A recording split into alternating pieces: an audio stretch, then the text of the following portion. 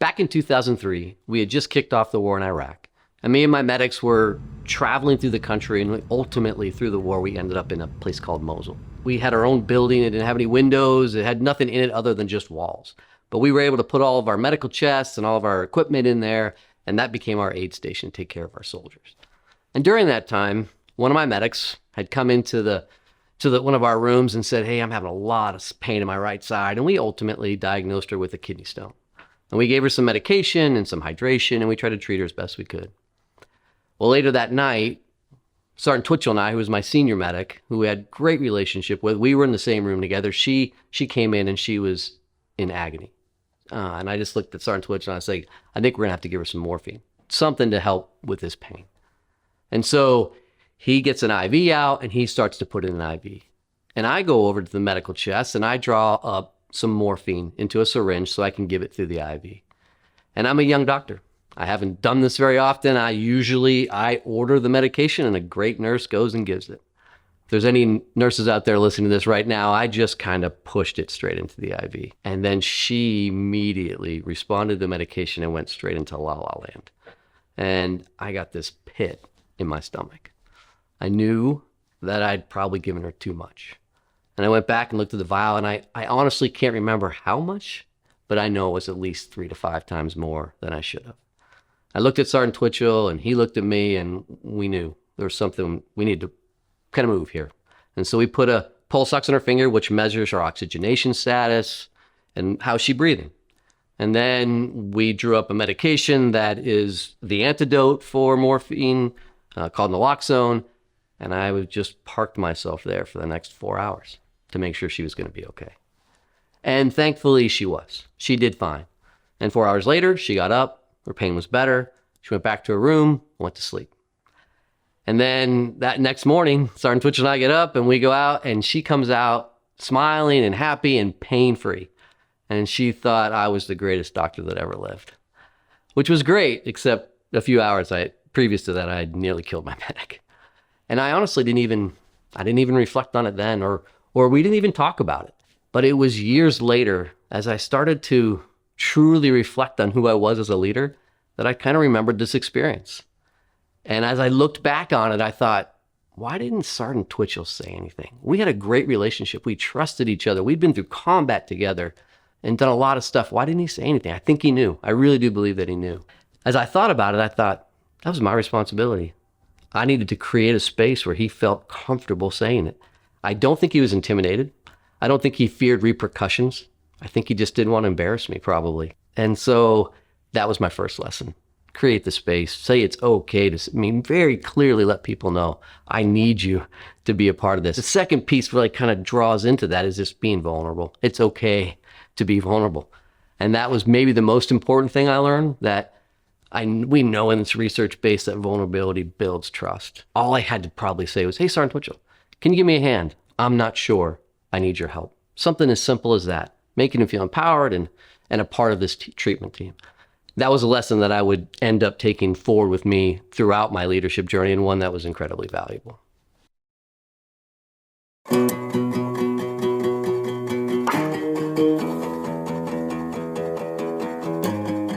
Get up and go, put your body in gear. You're in control, so grab the steering wheel. Open the door, find a new frontier. Get up and go, get out of here.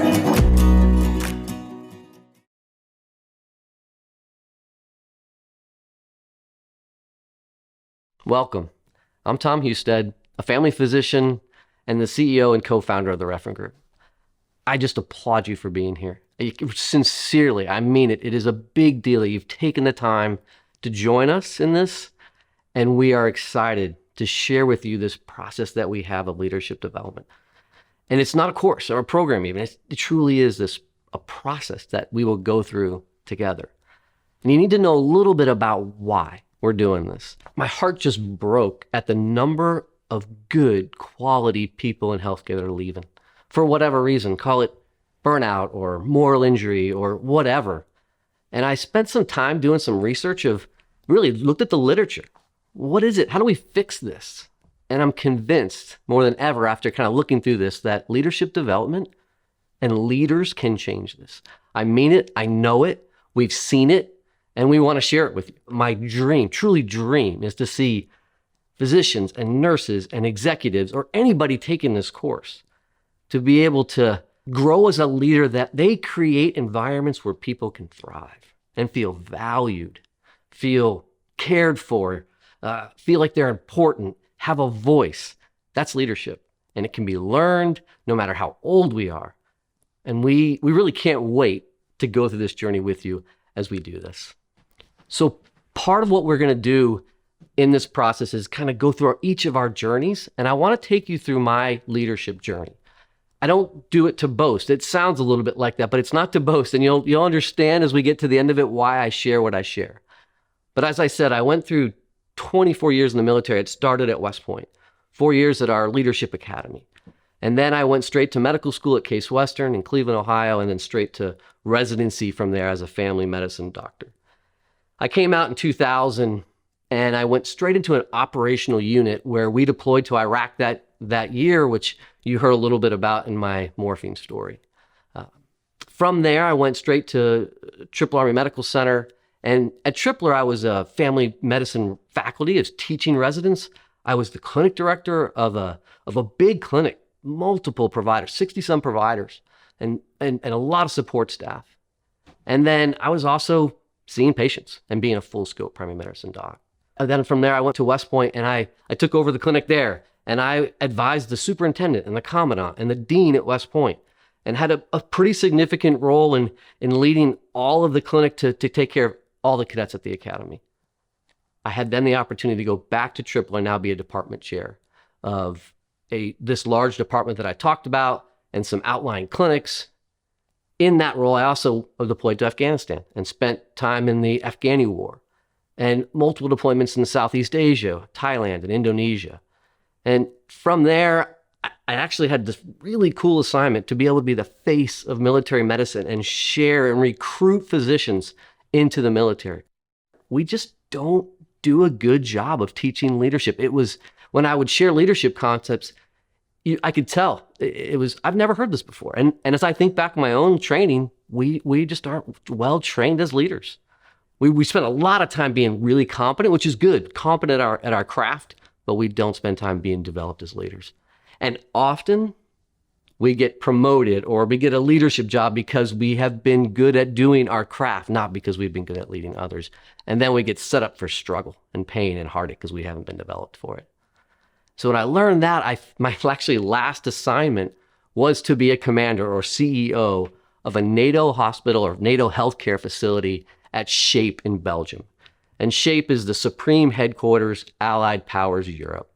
And I had just an amazing opportunity to lead at a level high in the military and have an impact and really see the importance of what leaders can do. I retired from the military and then was actually even a chief medical officer at Hardin Memorial Health, now Baptist Health Hardin, of the employed medical group, and still seeing primary care patients. Why do I say all that? That's almost 30 years of leadership, starting from 1989 when I was this young 18-year-old kid at West Point till then. And about 2009, that West Point time, where I had just finished that clinic director job at West Point, 20 years after the start of my leadership journey, I honestly can say for what felt like the first time I started to reflect. And in that reflection process, I don't mean to be crass, but this is what I thought. Tom, you suck as a leader. And I really felt it. I mean, it's not that people didn't like me, but I was good at doing. And I worked hard and I would do long hours and I would go. And we were successful. We did well. But what I realized was I wasn't good at developing the people that I was leading to let them grow. And it wasn't that I was a micromanager or that I wanted glory and prestige. It was that, honestly, I didn't want to burden them. I thought good leadership was not burdening the people that I was leading, so I would do it. I'll do it. You go home. I got it. And I would have these long hours, right? But that wasn't leadership. I wasn't empowering them. I wasn't trusting them. And it was at that time I had a core conviction that I was going to lead in a way that the people I was leading would succeed. It became this stabilizing force for what I wanted to do as a leader going forward. And so I hope that through this process, you'll get those same kind of experiences. And we look forward to doing that with you. So I've shared with you my journey. I shared with you my reflective process, my core conviction. And you start to go through this process. You think, hey, I'm learning how to be a leader, but it's hard. And along the road, you continue to have experiences. And now I want to share with you kind of something that was really difficult for me. So not literally 2 years after I had this conviction that I wanted the people that I lead to succeed, I have what is truly one of my greatest leadership failures.